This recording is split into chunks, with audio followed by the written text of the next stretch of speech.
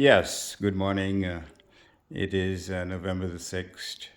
We're in the beautiful city of Brampton, and we've been graced by the presence of the Christians. The Christians, Gabriel Christian and June Christian, his partner, his wife. They're here because they attended a function on November 4th at the University of Toronto, in which we celebrated, at a time coincided with Dominica's National Day of Independence, an agreement between Pont Press and the university, in which they have obtained a license to make available to a worldwide audience digital copies of our books published by Pont Press. Gabriel, tell us what you thought about this event. Well, first of all, thank you, Irving. Thank you for taking the time to ask me a few questions. And thank you for having us here at your wonderful home with your beautiful wife, Kathy. And of course, we met your daughters on Friday. Irving, the event on Friday evening was outstanding. It was a groundbreaking event. We do not know it to be the case that the University of Toronto Libraries has engaged any other Caribbean press in such a collaborative. So it's a first for Dominica. It's certainly a first maybe for the Caribbean as far as we know. And for our work now to be recognized as valuable by a major university on the world stage and to be inducted or enrolled into what is the largest digital library on earth in any language is a high honor. It does us high honor. And, memory takes me back to when we first became friends. It was in the research section of the Roseau Public Library, which itself was a collaborative between two persons of European descent, the British administrator then, Hesketh Bell, and the Scottish-American philanthropist Andrew Carnegie, who donated £1,500 or thereabouts to the forming of that library, which served us well. And so, it's been a long journey, but one that was full of love of country, love of history, love of literature, and a desire to pay compliment to both our parents.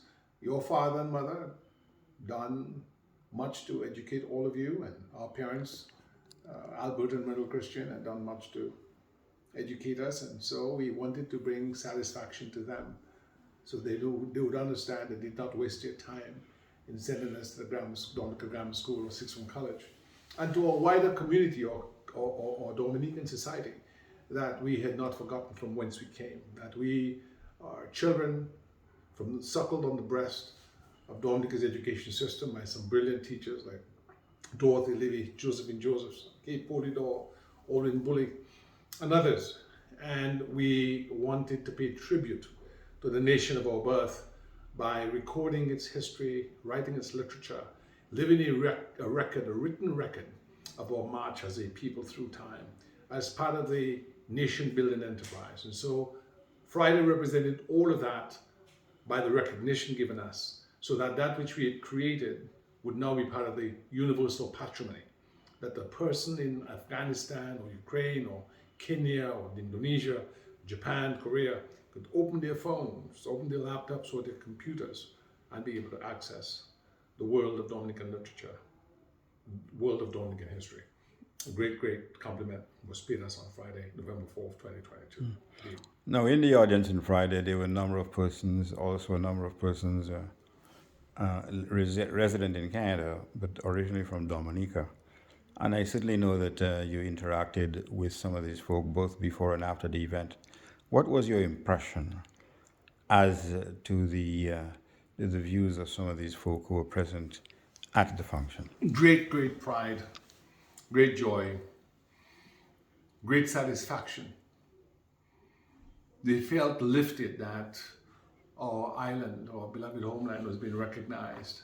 They each felt part of that victory, part of that success. It was not that we were being honored as Gabriel Christian or Irving Andre and Pont Press.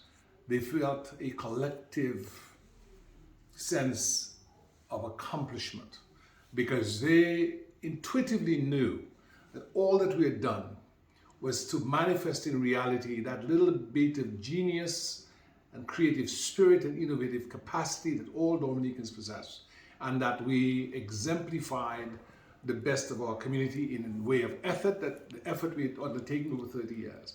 And Miss Charles, Jennifer White, the Siemens, the Blanc, Joseph, Trevor Bertrand, all the persons who came, Carew and others, were there because they wanted to be present at the resurrection of our best hopes in a way. And they all drew some encouragement and some inspiration from what we had done and what was being recognized on that cool Toronto evening. Now, I know that in the audience there were folks from other West Indian islands. What do you think is the significance of the fact that these folk should know about Dominican history? Why is that important? Irving, you made a very good point. You know, they say sometimes great things come in small packages. Oftentimes, the Caribbean is reduced, if I can use that term, to just simply being spoken of from the perspective of the bigger islands. Cuba, if you're talking about the largest island in the Caribbean, or Jamaica, if you're talking about the largest English-speaking island, Trinidad coming up behind that, and Barbados. And you hear very little about the smaller islands. Yet it was a smaller island, Dominica, which was being recognized. And they took pride. You know, I've heard from Ambassador Curtis Ward, Dr. Claire Nelson, and the Noel family from Trinidad, and many others who are not Dominican born, and they all have taken a collective lap of victory. They've all shared in our success, because we've always done the work of literature and history not from an insular perspective. You know, simply Dominicans. We're proud Dominicans, but we're also proud West Indians. And you, Irving, have brought great credit to the Caribbean community in Canada. I've sought to do the same thing in the United States. I speak very proudly of Dominica, but speak very proudly of my Caribbean heritage. And we always seek to advance in the best spirit of the old West Indian Federation of 1957, 1962, within which, the folds of which we were nurtured. We always try to promote the best of the Caribbean at all times, and to be good exemplars of transcendental Caribbean civilization, one that was born of that victory over oppression, the oppression of chattel slavery and colonialism, reaching out and compassing different strands of the human family, those who are European, those who are Asian, those who are African, and the indigenous people coming together to do something meaningful and grand. And so I think the other members of the audience who were not Dominican were as gratified as we were at what happened. Where do you go from here, Gabriel? I mean, now that at least you received a modicum of acclaim and recognition, what is the next step for you? The next step is to continue to build. Nation building is a lifetime pursuit.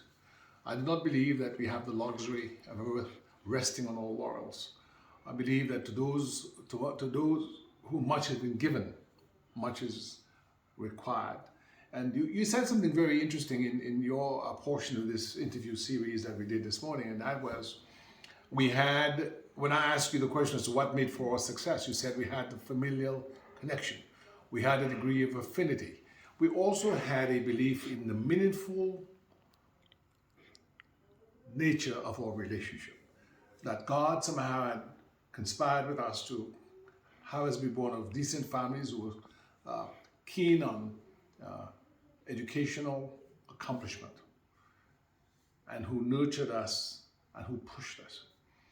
We responded to that stimuli and to that impetus by embracing opportunity, by going to school, staying in school, completing our tasks, doing our homework sufficiently so to pass exams. And then when that educational process was over, we got into the professions. You became a Crown attorney.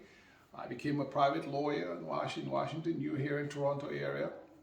And when we had a few pennies, instead of chasing after the mirage of materialism and self-aggrandizement, to use your very cute term, we resided in our own financial wherewithal to use your term, mypocket.com as the means to finance our work. We could have gone on a lot of cruises and built mansions on hills, but we decided to engage in community service as we did with the Cicero Club and the Commonwealth of Dominica Canada Association of Washington. We were part of the Dominica Association of Washington, D.C., and rebuilt Dominica. So by engaging in community service, by saving our pennies, by using our limited financial resources to do things that were meaningful in gathering our history, in publishing our history, we showed the way, and we hope and trust others will follow. And I believe we, by being blessed, have sought to bless others and provide knowledge that we've had to others, to share our knowledge with others through the world of publishing and the publishing of our history and our literature. And I believe that this is the opportunity that we have, maybe not at the same pace in our younger years. We're now coming up in age. We can maybe rest a little bit, but I believe we have to keep pushing on because you've always been inspiring. You've always been inspiring to me, Irving. And recently you've been fond of the term that we are seized by the fierce urgency of now. Thank you very much. Let me end by asking you this last question, Mr. Christian. What words of advice do you have for budding writers, whether in Dominica or elsewhere? I believe that we must always be sober.